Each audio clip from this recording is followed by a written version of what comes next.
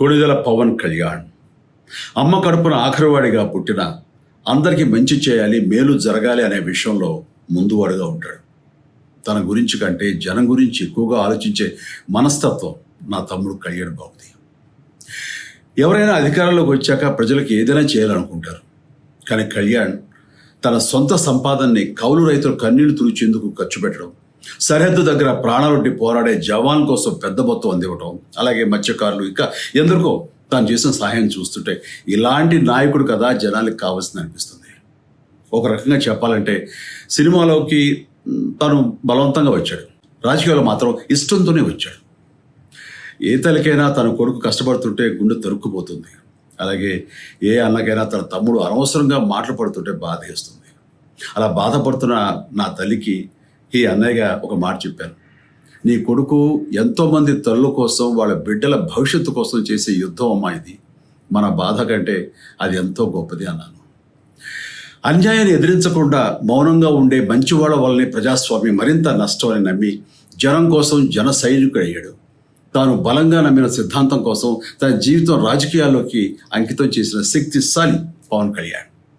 ప్రజల కోసం, రాష్ట్ర భవిష్యత్తు కోసం ఆ శక్తిని వినియోగించాలి అంటే చట్టసభలో అతని గొంతు మనం వినాలి.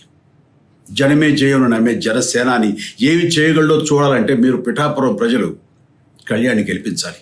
మీకు సేవకుడుగా, సైనికుడుగా అండగా నిలబడతాడు. మీకోసం ఏమైనా సరే కలబడతాడు, మీ కళ నిజం చేస్తాడు.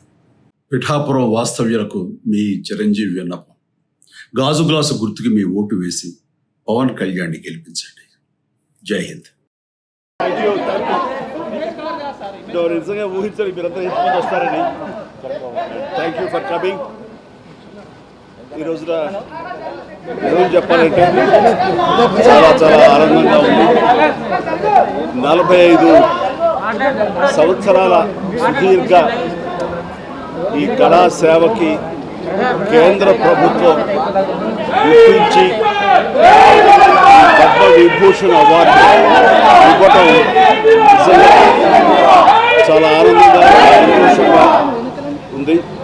సో భారత ప్రభుత్వానికి, దానికి వెనకుండి ఈ అవార్డు రావడానికి కారణభూతులైన ప్రతి ఒక్కరికి నా హృదయపూర్వక ధన్యవాదాలు తెలియజేస్తున్నాను. అండ్ ముఖ్యంగా ఈ అవార్డు రావటం వెనుకాల నా కృషి, నా కళాసేవ, ఈ సమాజానికి ఎంతో కొంత ఇతోధికంగా నేను చేసినటువంటి సేవలు ఇవన్నీ పక్కన పెడితే నన్ను గుండెలో పెట్టుకుని ఆదరించి ప్రేమించినటువంటి నా అభిమానులు, అలాగే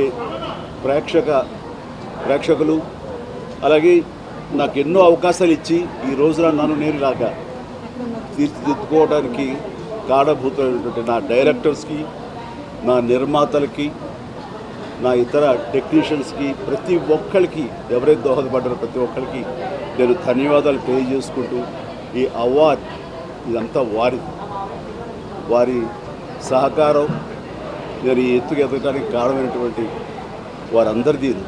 కాబట్టి ఈ సందర్భంగా మరొకసారి నా సంతోషాన్ని తెలియజేసుకుంటూ నేను ధన్యవాదాలు తెలియజేసుకున్నాను. Thank you so much. Bharat Ratna రావాలని చాలామంది కోరుకుంటున్నారు.